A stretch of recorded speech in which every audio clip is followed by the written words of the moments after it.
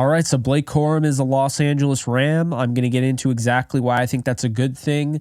Before I do, be sure to like, subscribe, and comment. Also, be sure to follow me on all social media at JKBogan. Let's dive in. So, Blake Corum. This is a controversial pick, man. He's a good player. He played at Michigan, but there are people that are wondering, is Kyren Williams going to start? Do they like Kyren Williams? Is he going to be back after his rookie contract? I always thought it was up in the air whether or not he was back after his rookie contract. To be fair, and let's be fair here, the Rams, they ended up signing Todd Gurley, and he had issues with injuries, and eventually that didn't work out. So I don't know if the Rams will ever extend a running back again. I hope they do. I love Kyren Williams, but I also don't think Blake Corum is being added to replace, supplant, anything like that with Kyren Williams. I think Blake Corum is being added, if anything, to aid Kyren Williams. Kyren Williams was on the field like 97% of the time last year, okay? When he's off the field, the Rams have to run their team differently. And we saw that in the Lions game. He gets hurt, breaks his hand, and now all of a sudden you have Ronnie Rivers in there, and they have to run the offense differently because Ronnie Rivers is not as good of a pass protector as Kyren Williams, and he's not as good of a running back as Kyren Williams. So that's something to keep in mind here. Now, what I want to say is I have Blake Corum as my 112th player overall, and the Rams took him at pick in the third round at pick 83. He was my number 6 running back. Now, quick caveat on that. He's my number 6 running back, yes, and that might scare some people. Here is looking at my list right now. He was behind Trey Benson, Jonathan Brooks, Audric Estime, Tyrone Tracy Jr., Kamani Vidal, and it was Blake Corum at 6.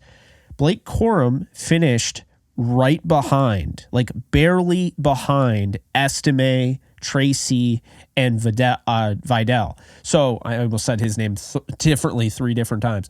So my point I'm making here is just because he was 6th doesn't make him bad. Okay, he was right then and there. He was, neck and neck with a lot of these guys. Now, get ready.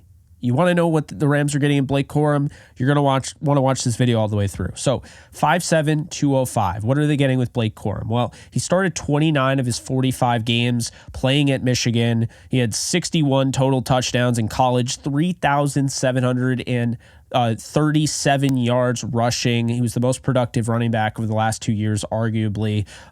He was the 327th most athletic running back out of 1,900 running backs since 1987, so that's actually really good. 97th percentile bench press, so this is a strong guy. 91st percentile shuttle, 95th percentile 3-cone. So what are the strengths with Michigan's running back Blake Corum, and why did Jim Harbaugh come out and say that he is rivaling Frank Gore, who he coached with the 49ers? 2-year starter, mega production those years, okay? We're talking about double-digit touchdowns over the last 3 years. We're talking about 27 touchdowns last season and over 1,200 yards in back-to-back seasons. The thing that is going to stand out when you watch the tape with Blake Corum that stood out to me is how quickly he processes information. It is really impressive, to be honest with you. You watch, he reads and reacts instantly. We've seen running backs that can't do that on this team before. He is not that guy. If you're looking for a guy who doesn't do any of the dancing, doesn't run into his own, lineman all the time, misses wide open holes, you're not looking at Blake Corum. If you're looking for a guy that doesn't do that, you are looking for Blake Corum. So look, Corum has outstanding vision, probably one of the best sets of eyes in the draft when it comes to running back ball carrier vision. He gets a ton of yards before contact. So I want to mention this because there's a common misconception that having yards after contact makes you a good running back, and not having good yards after contact means that you're not very good. All that really tells you is what it sounds like. How many yards do you get once you're contacted? Now, this isn't a 100%, dress it up, one size fits all type of stat. This stat needs context, and I don't think we have enough context all the time to really, in the spirit of the stat, get the most out of the stat. What I mean by that If you have a bad offensive line, you're getting contacted behind the line of scrimmage, right? Well, if you don't have a bad offensive line, which of course this guy did not, most of his guys are going to go in the draft today. Blake Corum didn't have a bad offensive line, but he also did a lot on his own too. So you don't want to take too much away from him. But the yards after contact, I don't think that says so much about him as much as it does, in a bad way, as much as it does in a good way. Very decisive. Rarely is he going to get caught in the backfield dancing, which, I mean, I'll tell you right now, watching football with my family over the last however many years, my father's number one gripe about watching running backs is when they dance in the backfield. That does no one good. Having patience is one thing. Going back and forth like this, like it's college, like you're going to try to do like a punt return, like, your Reggie Bush or a Dante Hall is a whole other thing. And it's not conducive to, playing the quarterback or playing the running back position at a high level. So that's something to keep in mind there. So instincts are elite. This guy is very instinctive. And I think a lot of, what you look at in running backs is they have to have instincts. And he's a great decision maker at all levels of the field, wherever you need him. He knows what he's doing. He has elite agility. We talked about the testing, but that shows up on tape. And I think that's a cool thing about Corum is he's not just a nice tester and everything. He goes out there and he puts it on film. The elite agility is there. He doesn't waste steps, basically doesn't have, the best height. We talked about him at 5'7". He uses that lack of height to hide behind, offensive linemen, defensive linemen, in the trenches, just pop out and just, be a problem, So it's great to see it. He knows how to use his size to his advantage. Not every running back does that well. He can get skinny when needed. If you have a really tight hole in the run game, he can get skinny and get through. He has the ankle flexion to turn the corner and cut on a dime. This guy is cutting left and right, okay? He has a nice little hesitation move. Not hesitation as in he gets up to the line of scrimmage and hesitates before he makes a decision. No, he's already made a decision. And, it's like when you see him every now and then, and he doesn't do it every play, but when he does that jump, puts his foot in the ground, and then just takes off, it's fun to watch. He's not, overly explosive. He's not super fast, but he's so decisive, and nothing is better than watching a running back that has actual decision-making skills, that actually has vision, has cutting ability. Because when you read the field and you see the field that well, then you can plan ahead. And he's got a plan as a rusher in any situation. He has all sorts of clubs in his bag. If you play golf, and I do, then you know what that means. He's got different tools for different things. And, he's exactly what you want in a runner of the football. The mental makeup is there. It's just really impressive. He's a willing blocker, and I believe he's a pretty good blocker. I know there's some gripes about his blocking. Some people have. I think we're just being picky there.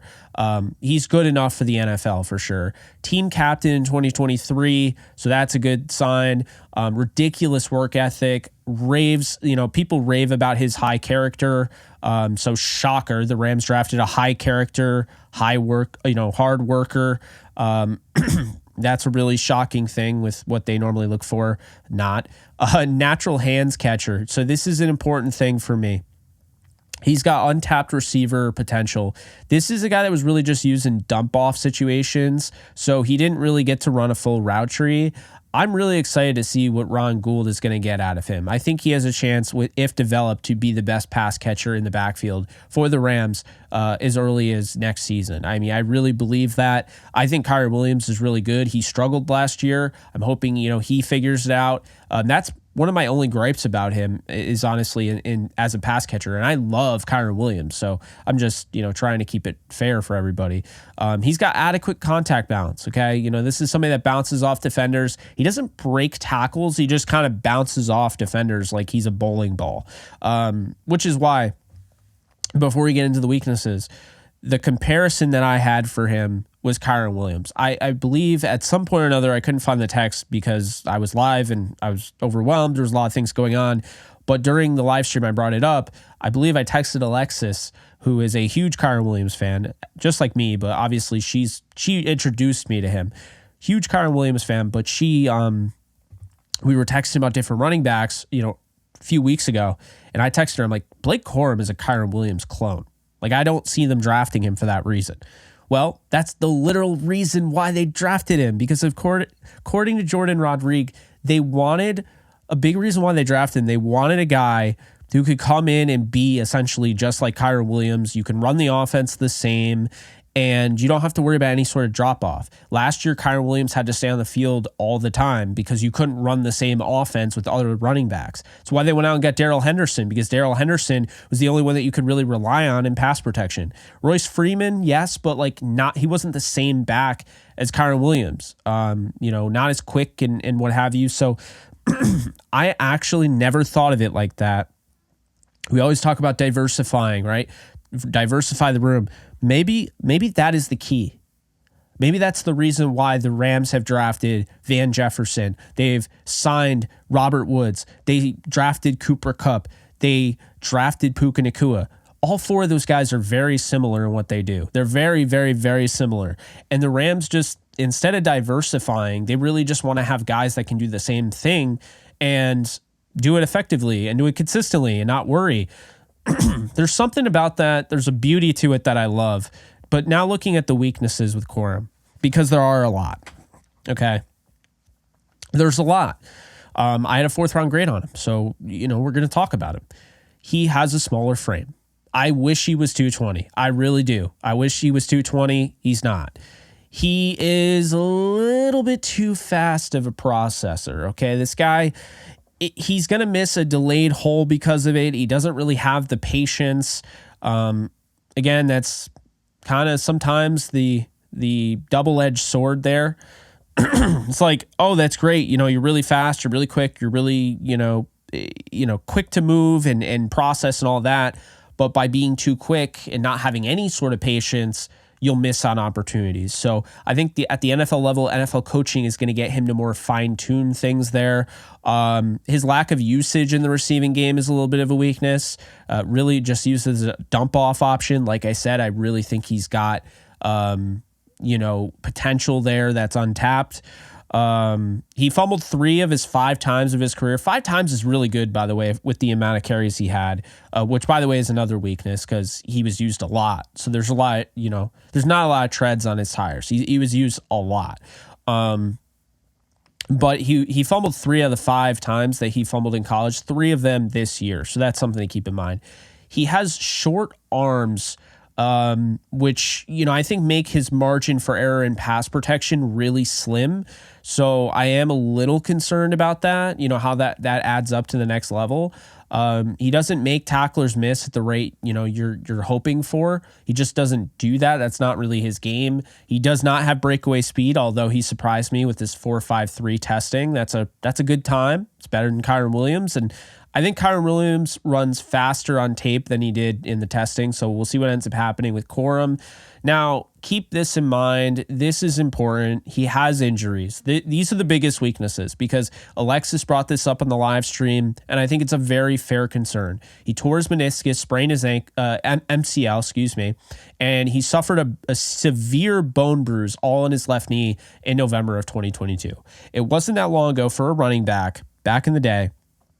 The Rams took Todd Gurley, who a lot of people thought was a generational running back. He went 10th overall despite coming off a torn ACL.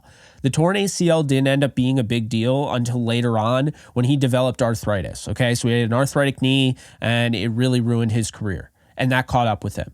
And that's the thing, is that we can't just be like, oh, that just happened in 2022, because it's still affecting him. He's not as explosive, and I'm going to get into that in a little bit. But overall, I had Corum at an 81.5 out of 100. So that comes out to be a 4th round grade, like I mentioned, but I gave him a future starter grade. I think he could be a future starter in the NFL. He might not have the long speed you look for, but James Conner's running a 4.6 and he's still doing it at a high level. So don't doubt that. But anyway, I really like Corum's game. He does everything well enough, I would say. He fits perfectly in the Rams' heavy, gap scheme, gap run scheme. I compared him to Kyren Williams. Again, Jordan reported why they took him was because he was very similar to Kyren Williams, so you could do the same things. Kyren is about 3 years older than Blake Corum for what it's worth. Corum has immediate ability to be RB2. To me, he's RB2 as of right now, like no doubt. And I think he has a chance to not only be a backup, but be a 1-2 punch with Kyren Williams, where you're not really taking away from Kyren. It's just in the moments where you wouldn't run the football, maybe you're running it more. In the moments where you wouldn't use the running back out of the backfield as a pass catcher, maybe you're doing that more. I think he's just going to add to the offense. And I said this on the live stream. I continue to say it. I don't think he takes away from Kyren. I think this is entirely to get the most out of Kyren Williams and also get the most out of your run game, because Sean McVay has said it. He went on, he went out there publicly and said, back in, 2022? It's like, I don't want to run the football. I think it was 2022. It's like, I don't even want to run the football anymore because he wasn't having success. So, I mean, I get it. They didn't have an offensive line that was healthy. I get it. But now you do want to run the football. You ran it 9 times in a row against the Baltimore Ravens. Okay, that set the tone. That was against a Mike McDonald defense that was really beefy up front. So I like this. For anybody that's saying run the damn ball and complaining about this pick, I mean, that's your prerogative.